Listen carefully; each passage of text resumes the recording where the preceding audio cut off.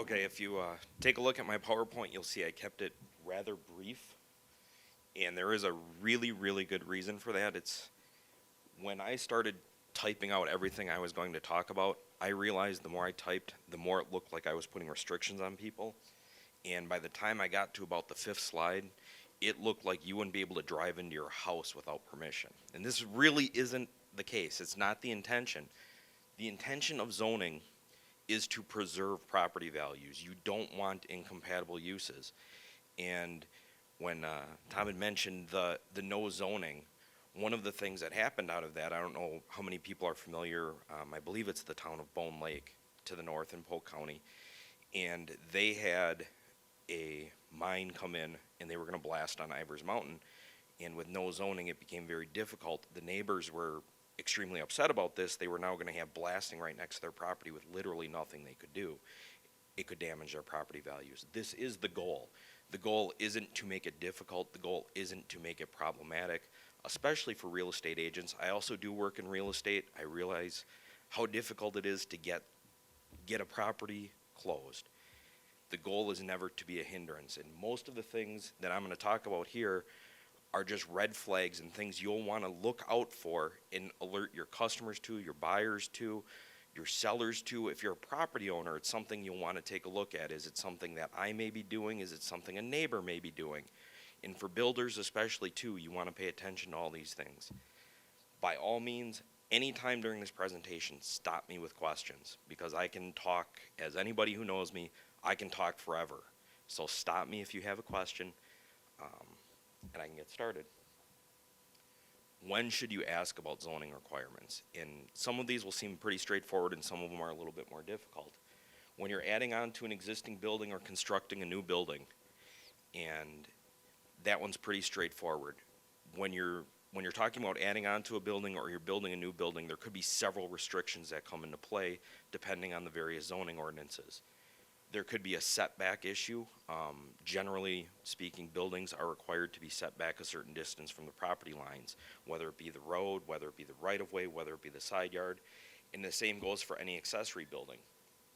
The other restriction that could come up is you see oftentimes in ordinances a limit to a number of accessory buildings. So if you already have, say, a detached garage and then you have just your little garden shed where you throw your lawnmower out there, if you go to a property and somebody says, hey, I'd really like to build a pole shed out back, they may be limited to two or possibly even one accessory buildings. They won't be able to, by zoning, add that extra building. And it's important to know that going in, that may be an issue. Another one is the changing of the use of the property. And that can be relatively straightforward. If you buy a commercial property that was a restaurant and now you intend to put a manufacturing business in, that's a change of use. And you want to check with the zoning on that to make sure that that is a permitted use for that area. However, even in a residential property, you could be talking about something like a change of use. A lot of people, especially when you start getting into a rural area, you might see somebody who fixes cars out of their pole shed, something along those lines. That's a change of use in a property. That's considered a home, what's known as a home occupation, and that may or may not be allowed, or it may require a conditional use from your municipality. And if you were to, I know there aren't many real estate brokers here, and a lot of this is going to be more toward you, but if you're out showing somebody a property and they say, hey, I'm going to fix cars or run a business out of that pole shed, it would certainly make sense to tell them you will want to contact the proper authority, which I will get to make sure you can do that before there is an issue. If they go ahead and buy that property and now they can't do what they wanted to with it, they're going to be pretty unhappy about it. The next one would be dividing a parcel or moving lot lines on a parcel. Anytime you're going to create a new parcel or you're going to move a lot line, it can have several different effects. First off, there are subdivision regulations that are in play as to how big a parcel could be, how many you can create at a given time, and then even as simple as moving lot lines, which may seem really simple. I'm going to sell an acre to my neighbor. What's the problem? Depending on your zoning classification, if you're already at your minimum lot size for whatever district you're in, you may or may not be able to actually transfer that acre over. It's important to check all of those things in advance before planning to do something like that and getting maybe a day or two before close and finding out you can't. The next one may seem a little odd, but we do run into this quite a bit in adding farm animals to a property. And this is one that I've run into on both sides. It doesn't seem like it would be an issue depending on the property you're at. You think you're moving out into the country and we've got 3-4 acres. What's the problem? I can have a couple of chickens. I can maybe have a horse. Depending on how the property is zoned, you may or may not. And further, you may be limited as to the amount of animals you can have on that property. So if you know somebody is going to, say, want 2 horses, you'll want to double check the zoning that 1, it allows property or allows animals, and 2, how many animals do you allow? What you'll commonly see in the area when you're restricting the number of animals on a property is what's known as an animal unit. In government's never-ending quest to make things more difficult for you, an animal is not an animal unit. Depending on the type of animal is depending on the number of animal units it counts for. Where this becomes increasingly important, for instance, depending on the type of chicken, they even have different types of chickens. It could be 33 chickens as an animal unit, it could be 50 chickens as a type of animal unit, or it could be 100. Most people aren't going to have 100 chickens, let's be honest. But where this comes into play is a horse is 2 animal units. And oftentimes what you see is when somebody's looking at a type of property like this, it's because they want a horse or 2. And if the restriction is 1 animal unit per acre, which is fairly common, you're not going to be able to have that with less than 4 acres. And I've seen that personally when I'm looking through listings for maybe my potential buyers I have, and I saw a property in the town of St. Croix Falls that was listed, and it said, bring the horses. Gorgeous house on 3.5 acres. They have a restriction on farm animals. You cannot have them at that property. I made a call to the list agent and said, you may want to take that out. You're going to run into serious trouble if you sell that property to somebody who has horses. So it's one of those things that you don't think about, but is definitely regulated by zoning. The next one, this is where I started looking at it and thinking, this is where people are going to get scared. When you say landscaping near a body of water. Shoreline regulations are a major point of emphasis in our state right now. You have Polk County is entirely rewriting their ordinance, and there have been several changes to what's known as NR 115, the DNR regulations which govern shoreland. Landscaping can be as simple as mowing near the body of water. There is supposed to be a 35-foot buffer from the ordinary high water mark out. If you were to cut down that entire buffer, that could be a zoning violation. If you have an entirely treed lot and you would like a better view at the lake from your house, you can't cut all the trees according to our state. You can only cut a 30-foot viewing corridor I believe it's per 100 feet of shoreland. So you can't just go and do everything with it. And it's important to know because if you're buying a lakefront property, chances are you want to look at the lake. And if people think, if you sell them the property with the thought being, you can clear cut this property and have a great view overlooking the entire lake, that may be a problem. Who should be contacted? If you live in a city or a village, Hudson, New Richmond, anything along those lines, the city or the village will handle basically everything. They should be able to take care of it. It should be pretty straightforward to find out answers. Rural areas are where things become a little bit more complicated. Many towns in the area use what's known as county zoning. The county would have a comprehensive zoning ordinance as well as a shoreland ordinance, and they would be able to answer all the questions. Some towns do elect to administer their own zoning. In that case, though, the counties still retain some authority over the shoreland, so you may be dealing with both the town and the county. Towns can also elect not to have any zoning.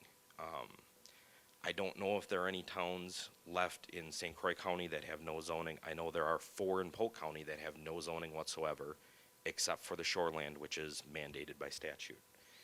And in towns that with no zoning or that administer their own zoning, the county will still have jurisdiction over those shoreland areas. That doesn't go away. So you may be dealing with a town, you may be dealing with a county, you may be dealing with both, or you may be dealing with a city or a village. And it's important to know who to call to get those answers. Yes.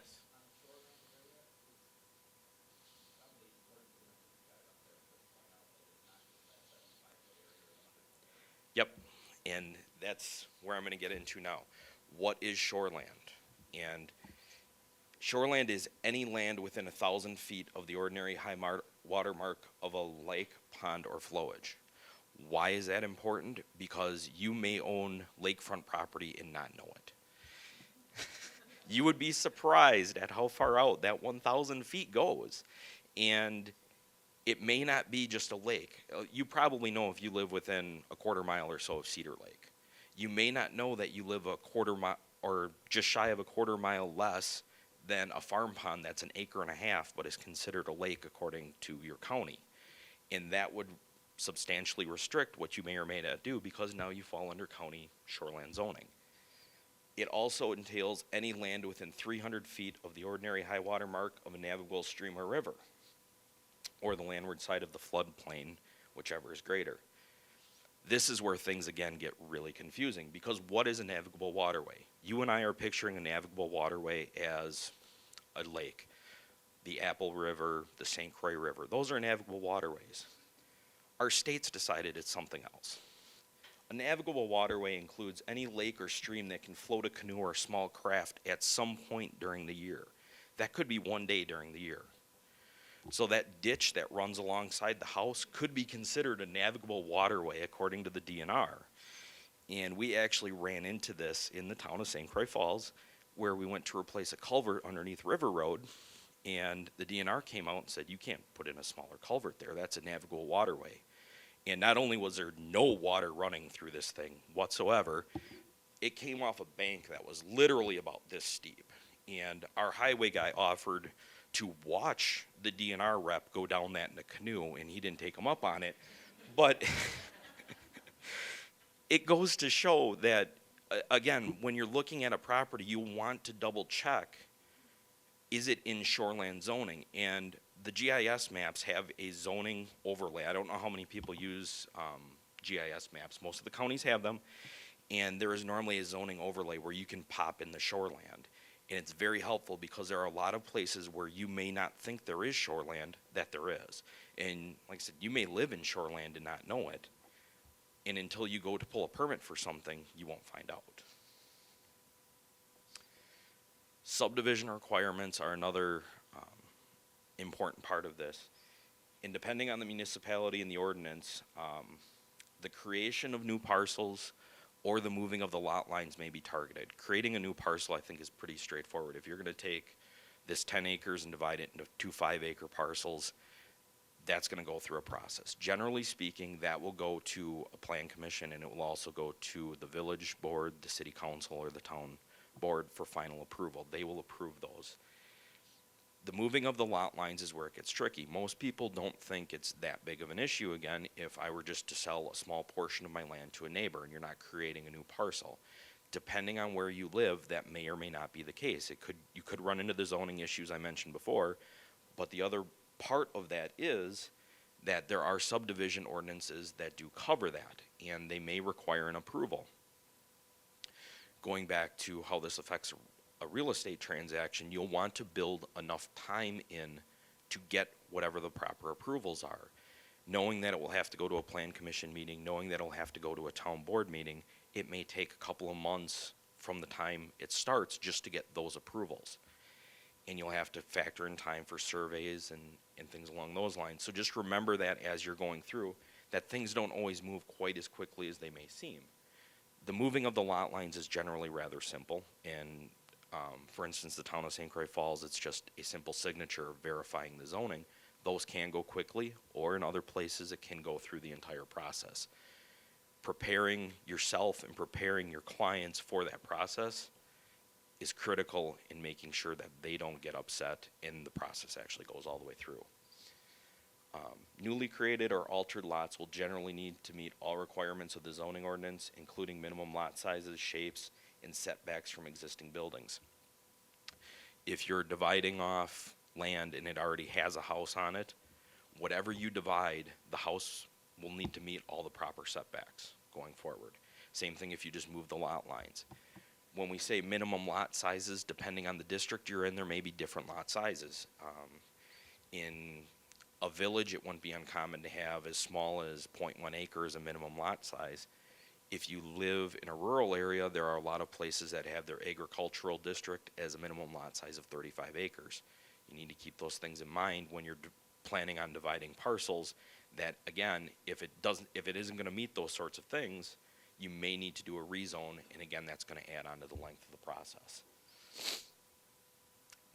The other thing to touch on there is lot shapes, and it doesn't seem like that would be a big deal. A lot of subdivision ordinances right now have a minimum depth to width ratio. What was happening is, if you went to divide up a large parcel, you would create the lots as narrow as possible to get as many as you could, and it stacked driveway after driveway after driveway, and the lots became very narrow. So it's common to see a 4.5 to 1 depth to width ratio.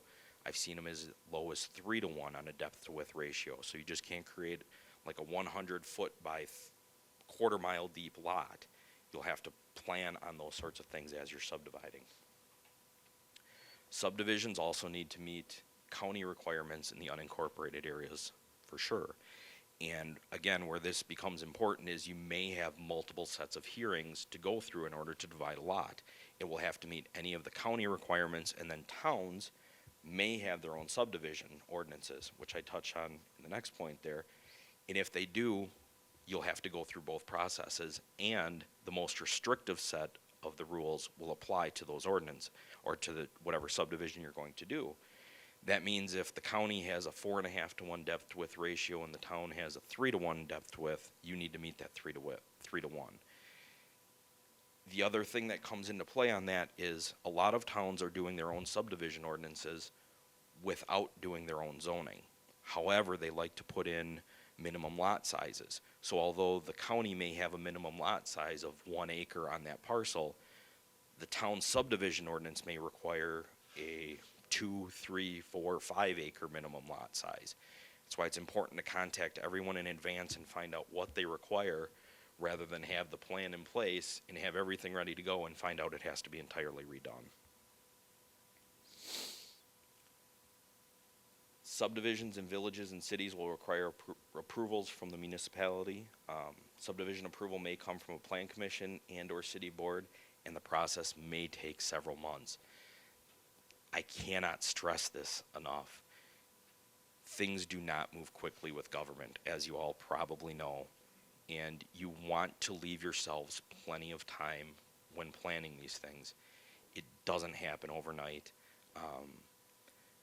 Part of the process and part of the issue is, whenever something like this is going on, generally speaking, the municipality has to put a notice in the paper and notify surrounding landowners, and they have to give plenty of notice before a meeting.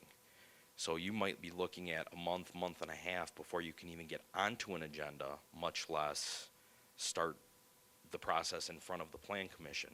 And then from there, it might have to go to the town board, which could be potentially up to another month. Then you have your final approval there. It takes time, and the biggest thing I can stress on that is you need to pass that on to your clients, whether you're a builder, whether you're a real estate agent, or if you're in the process of doing this yourself. You need to realize it's probably not going to happen overnight, and be patient with it and plan ahead with it. It can't be rushed. There are statutes in place that prevent that from happening. So these things just move really quickly. And I know I've been jumping ahead. I was planning on a few more questions here, but apparently that isn't it. So are any questions that I can answer?